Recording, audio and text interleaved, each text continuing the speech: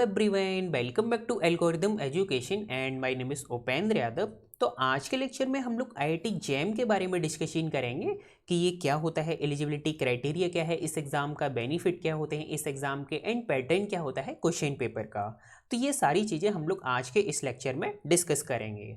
तो देखिए, जब आप लोग 12th क्लास में होंगे तब हम सबका ये ड्रीम होता है ना कि हम एक अच्छे आईआईटी इंस्टीट्यूट में जाके पढ़ें या फिर आईआईएससी बेंगलोर में जाके पढ़ें। ठीक है, मेरा भी ड्रीम था, आप लोगों का भी ड्रीम होगा कि या तो हमारा एडमिशन आईआईटी में हो जाए या फिर आईआईएससी बेंगलोर में हो जाए। तो उसके लिए आप लोगों ने आईआईटी जेईई का जो एग्ज़ाम होता है वो आप लोगों ने दिया होगा। तो दो एग्ज़ाम होते हैं ना, एक मेंस का एग्ज़ाम होता है और एक एडवांस का एग्ज़ाम होता है। ठीक है, तो उसके लिए आप लोगों ने अच्छे से प्रिपरेशन भी की होगी, चाहे उसके लिए आप कोटा पढ़ने गए हों या फिर आप सेल्फ स्टडी कर रहे हों, तो उसके लिए आप लोगों ने प्रिपरेशन की होगी। तो ऐसे बहुत सारे स्टूडेंट होते हैं जो प्रिपरेशन करने के बाद भी आईआईटी जेईई का एग्ज़ाम क्वालिफाई नहीं कर पाते हैं, बहुत सारे स्टूडेंट होते हैं। ठीक है, तो अगर मान लीजिए आप लोगों ने 12th क्लास के बाद आईआईटी में एडमिशन नहीं ले पाया क्योंकि आपके आईआईटी मेंस में या फिर एडवांस में अच्छे मार्क्स नहीं थे, कोई भी वजह हो सकती है, या फिर हो सकता है कि शायद आप लोगों ने आईआईटी जेईई का फॉर्म ही नहीं ऑनलाइन किया हो, तो कोई सी भी वजह हो सकती है। बट अगर मान लीजिए इन केस आपका आईआईटी में एडमिशन नहीं हुआ, ठीक है, तो अब ऐसा कोई ज़रूरी नहीं है कि अब आप आईआईटी में एडमिशन कभी नहीं ले सकते, ऐसा बिल्कुल नहीं है। 12th के बाद जो आपके पास एक चांस था आईआईटी जेईई का, वो फर्स्ट चांस था, लेकिन वो लास्ट चांस नहीं था। ठीक है, तो अगर आपका आईआईटी में एडमिशन 12th के बाद नहीं हुआ है तो आपको बिल्कुल निराश होने की ज़रूरत नहीं है, बिल्कुल परेशान होने की ज़रूरत नहीं है। इसके बाद भी आप आईआईटी में एडमिशन ले सकते हो। तो अब कैसे लोगे?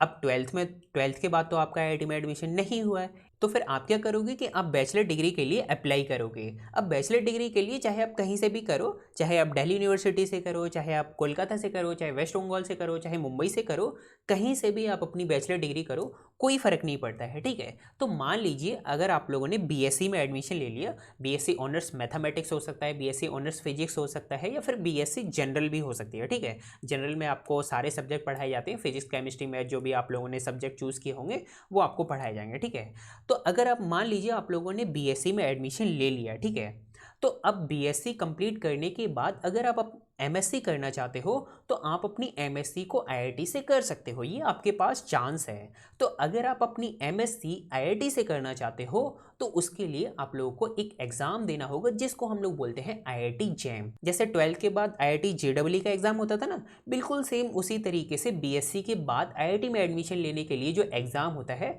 वो है आईआईटी जैम। तो आज हम लोग इसी आईआईटी जैम के एग्ज़ाम के बारे में डिस्कशन करेंगे कि ये क्या होता है, एलिजिबिलिटी क्राइटेरिया क्या होता है एग्ज़ाम का, एंड बेनिफिट क्या होते हैं इस एग्ज़ाम के, एंड पैटर्न क्या होता है क्वेश्चन पेपर का। ठीक है, तो हम एक एक करके इन सभी चीज़ों को देख लेते हैं। तो देखो, IIT jam, IIT stand for Indian institute of technology. ठीक है, ये तो आप लोगों को पता ही होगा। And JAM stand for joint admission test for MSc, क्योंकि ये जो आपका एग्ज़ाम होता है ना आईआईटी जैम का, ये एमएससी के लिए होता है। ठीक है, IIT jam is a national level exam, ये जो आपका एग्ज़ाम है ये नेशनल लेवल का एग्ज़ाम होता है और ये एग्ज़ाम हर साल कंडक्ट कराया जाता है किसी न किसी एक आईआईटी के द्वारा। ठीक है, हर साल किसी न किसी एक आईआईटी के द्वारा ये वाला जो एग्ज़ाम है ये हर साल कंडक्ट कराया जाएगा। ठीक है, और इस साल का जो एग्ज़ाम है वो आईआईएससी बेंगलोर के द्वारा कंडक्ट कराया जा रहा है, मतलब आईआईटी जैम 2021। इसकी जो एप्लीकेशन फॉर्म है वो 10 सितंबर से स्टार्ट हो जाएंगे, तो अभी तो 10 सितंबर नहीं आई है, तो 10 सितंबर के बाद आप लोग इसके फॉर्म ऑनलाइन कर सकते हैं। इसका जो भी प्रोसेस रहेगा ना वो सारा प्रोसेस ऑनलाइन रहता है, तो आप लोग को फॉर्म ऑनलाइन ही करने होंगे। तो अगर आप लोग आईआईटी जैम का एग्ज़ाम देना चाहते हैं तो आप लोग 10 सितंबर से लेके 15 अक्टूबर तक आप अपने फॉर्म को ऑनलाइन कर सकते हैं।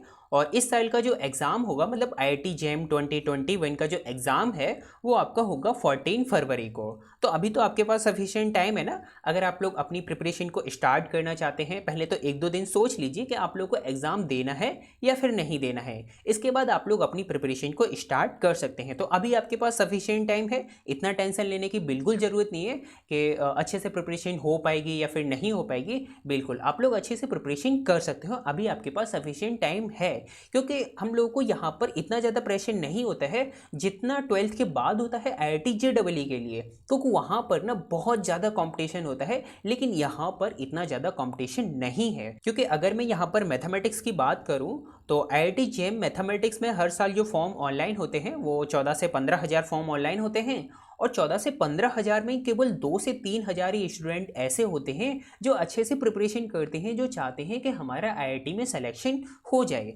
तो इतना ज़्यादा आप लोग को यहाँ पर टेंशन लेने की ज़रूरत नहीं है। और ऐसा भी नहीं है कि अगर आप लोग आईआईटी जेईई का एग्ज़ाम क्वालिफाई कर लेते हो तो केवल आप लोग आईआईटी में ही एडमिशन ले पाओगे, ऐसा नहीं है। आईआईटी के अलावा आपके पास और भी बहुत सारे इंस्टीट्यूट होते हैं जहाँ पर आईआईटी जेईई का जो स्कोर कार्ड है वो एक्सेप्ट किया जाता है, उसके बेसिस पर आप लोग वहाँ पर भी एडमिशन ले सकते हो। तो अभी थोड़ी देर में हम लोग देखेंगे कि ऐसे कौन कौन से इंस्टीट्यूट हैं जिनमें आईआईटी जेईई का जो स्कोर कार्ड है वो एक्सेप्ट किया जाता है, मतलब उसके बेसिस पर आप लोग एडमिशन ले सकते हो। लेकिन उससे पहले आप लोग ये देख लीजिए कि आईआईटी जेईई का जो एग्ज़ाम है वो किन किन सब्जेक्ट के अंडर कंडक्ट कराया जाता है।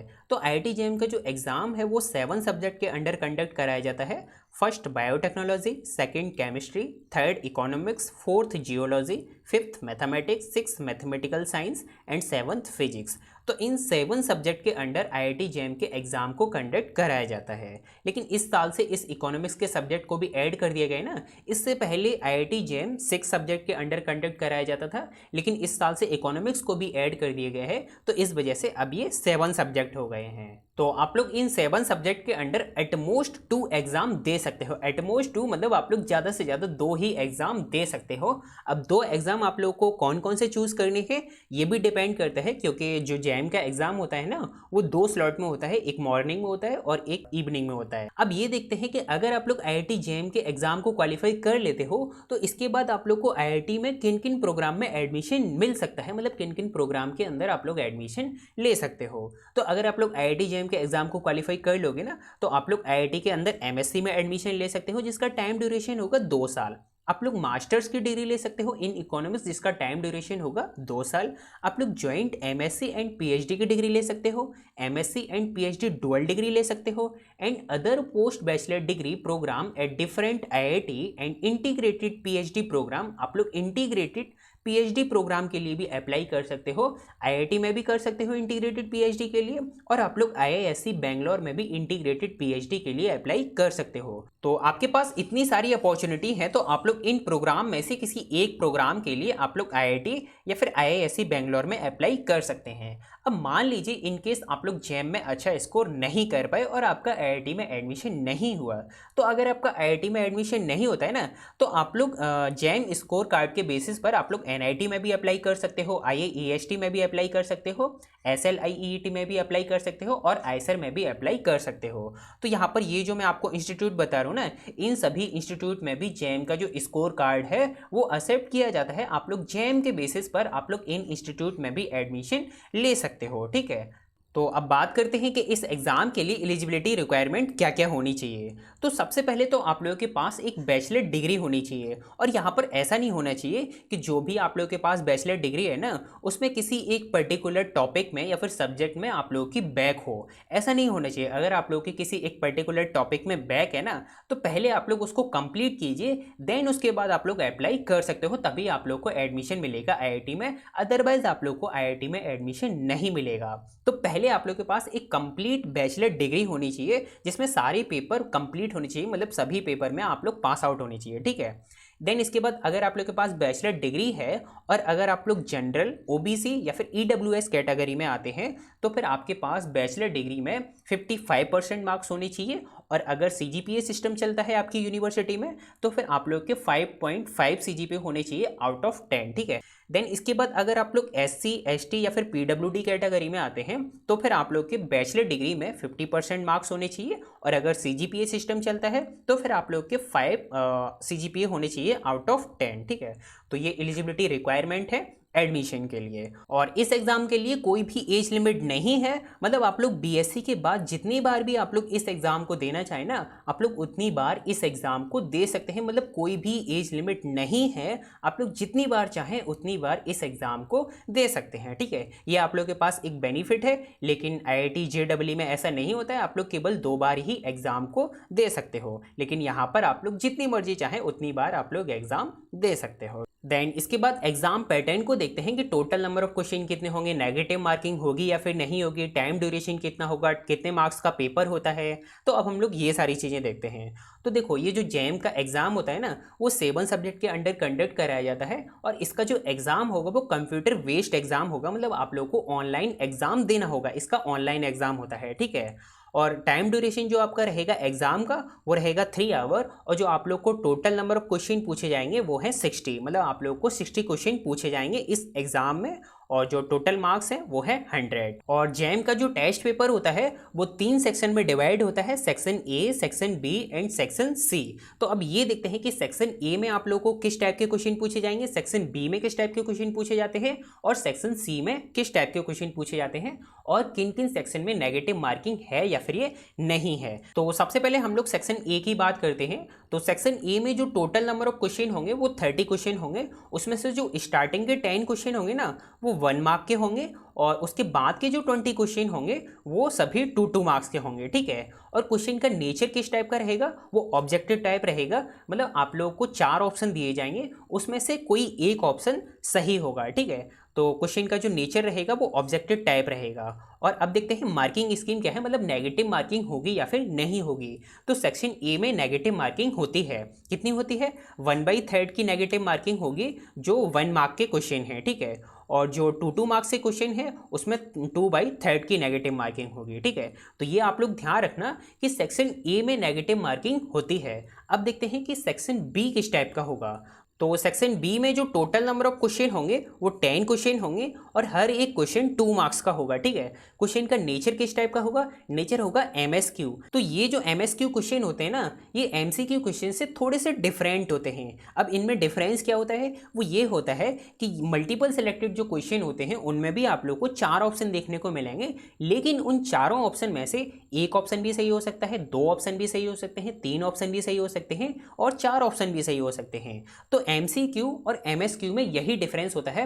एमसीक्यू में केवल एक ऑप्शन आप लोगों का करेक्ट होगा उन चारों ऑप्शन में से, और एमएसक्यू में उन चारों ऑप्शन में से एक भी सही हो सकता है, 2 भी सही हो सकते हैं, 3 भी सही हो सकते हैं, और चारों ऑप्शन भी सही हो सकते हैं। तो ये सेक्शन ए और सेक्शन बी में डिफरेंस है। सेक्शन ए में आप लोग को 30 क्वेश्चन देखने को मिलेंगे, और सेक्शन बी में आप लोग को केवल 10 क्वेश्चन देखने को मिलेंगे।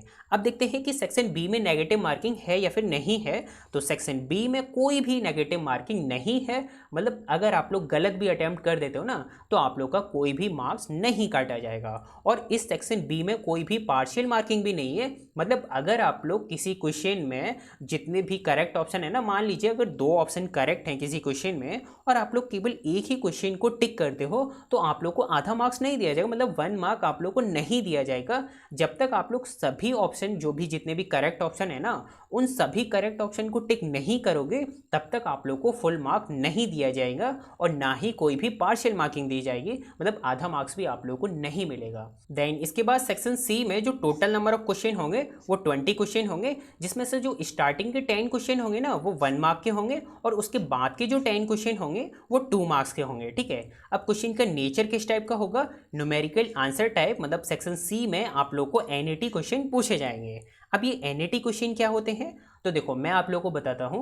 इस सेक्शन सी में जो भी क्वेश्चन आप लोगों को देखने को मिलेंगे तो उनमें आप लोगों को कोई भी ऑप्शन देखने को नहीं मिलेगा, लेकिन सेक्शन ए और सेक्शन बी में आप लोग को 4 ऑप्शन दिए जाते थे, ठीक है। लेकिन सेक्शन सी में क्वेश्चन तो आप लोग को दिया जाएगा, लेकिन कोई भी ऑप्शन उसमें नहीं दिया गया होगा। आप लोग को यहाँ पर क्या करना होगा कि जो भी क्वेश्चन आप लोग को दिया गया है ना, पहले आप लोग उसको सॉल्व करो, और सॉल्व करने के बाद जो भी आप लोग का आंसर आए ना उस आंसर को आप लोग वर्चुअल कीबोर्ड की हेल्प से आप लोग एंटर कर सकते हो। तो यहाँ पर सेक्शन सी में जितने भी आप लोग को क्वेश्चन पूछे जाएंगे ना, और उन सभी क्वेश्चन के जो भी आप लोग के पास आंसर आएंगे वो एक रियल नंबर आएगा। अब वो रियल नंबर कुछ भी हो सकता है, वो पॉइंट में भी हो सकता है, इंटीजर भी हो सकता है, ठीक है, कुछ भी हो सकता है, बट हर एक क्वेश्चन का आंसर एक रियल नंबर मिलेगा जो आप लोग वर्चुअल कीबोर्ड की हेल्प से आप लोग मॉनिटर में एंटर कर सकते हो। और इस सेक्शन के अंदर भी कोई भी नेगेटिव मार्किंग नहीं होती है और ना ही पार्शियल मार्किंग होती है। तो सेक्शन बी और सेक्शन बी में कोई भी नेगेटिव मार्किंग नहीं है और ना ही कोई भी पार्शियल मार्किंग है।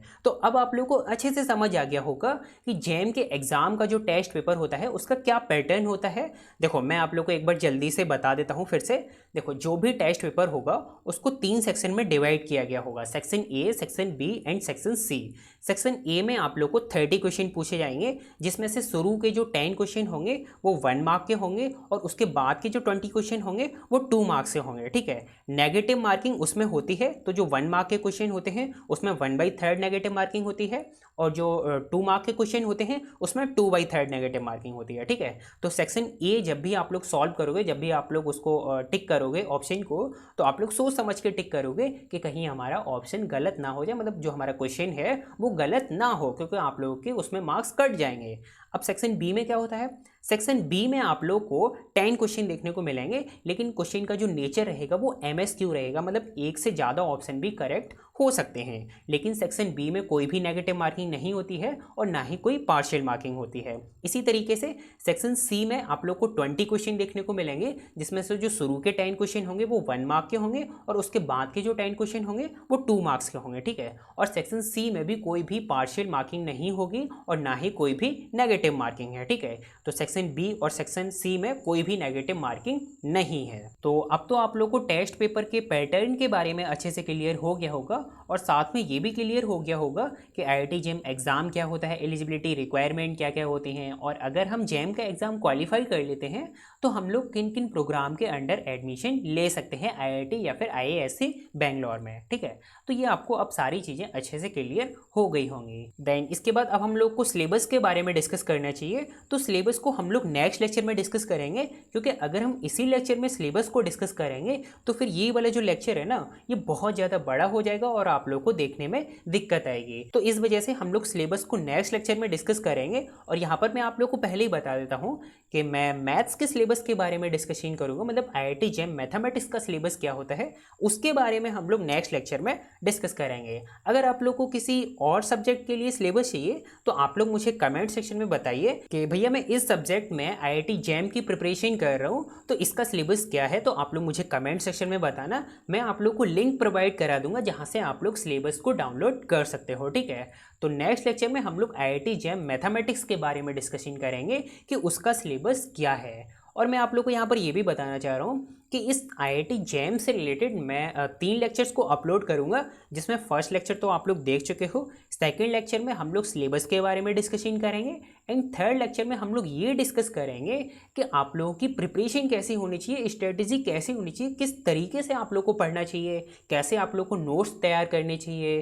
तो ये सारी चीज़ें हम लोग बहुत ही अच्छे से थर्ड लेक्चर में डिस्कस करेंगे, जहाँ पर मैं आप लोग को प्रिपरेशन एंड स्ट्रेटजी के बारे में बहुत ही अच्छे से बताऊँगा। ठीक है, तो अगर आप लोग तीनों लेक्चर्स को एक साथ देखते हो ना तो आप लोग को जेम से रिलेटेड बहुत सारी चीज़ें सीखने को मिलेंगी कि किस तरीके से प्रिपरेशन करनी चाहिए, किस तरीके की स्ट्रेटजी होनी चाहिए, कौन कौन सी बुक फॉलो करनी चाहिए, सिलेबस क्या होता है, कौन से टॉपिक हमें ज़्यादा पढ़ने चाहिए, मतलब किन किन टॉपिक पर हमें ज़्यादा ध्यान देना चाहिए। तो ये सारी चीज़ें हम लोग थर्ड लेक्चर में डिस्कस करेंगे। ठीक है, तो आप लोग तीनों लेक्चर्स को एक साथ देखना, और अगर आप लोग तीनों लेक्चर्स को एक साथ नहीं देख पाते हो ना तो आप लोग एक एक करके भी इन तीनों लेक्चर्स को देख सकते हो। लेकिन अगर मैं तीनों लेक्चर्स को मर्ज कर देता तो फिर इस लेक्चर की जो लेंथ है ना वो बहुत ज़्यादा हो जाती और आप लोग को देखने में दिक्कत आती, क्योंकि अगर मैं कोई चीज़ एक्सप्लेन करता हूँ ना तो फुल डिटेल में एक्सप्लेन करता हूँ, मतलब मैं नहीं चाहता कि आप लोगों को हाफ इन्फॉर्मेशन मिले, मतलब कंप्लीट इन्फॉर्मेशन ना मिले। ऐसा नहीं होना चाहिए, क्योंकि अगर किसी चीज़ के बारे में आप लोग को कंप्लीट इन्फॉर्मेशन नहीं होगी तो वो बहुत डेंजरस होती है। या तो आप लोग के पास बिल्कुल इन्फॉर्मेशन ना हो तो ठीक है चलेगा, या फिर आप लोग के पास कंप्लीट इन्फॉर्मेशन होनी चाहिए तब ठीक है, लेकिन हाफ नॉलेज नहीं होनी चाहिए। तो इस वजह से मैं आप लोग को सारी चीज़ें बताऊंगा तो लेक्चर की लेंथ ज़्यादा हो जाएगी, तो इस वजह से मैंने इसको 3 पार्ट में डिवाइड कर दिया है। ठीक है, तो इस लेक्चर को हम लोग यहीं पर फिनिश करते हैं। इसके बाद अब हम लोग नेक्स्ट लेक्चर में IIT जेम मैथमेटिक्स के सिलेबस के बारे में डिस्कस करेंगे। ठीक है, तो मिलते हैं अब हम लोग नेक्स्ट लेक्चर में। Take care.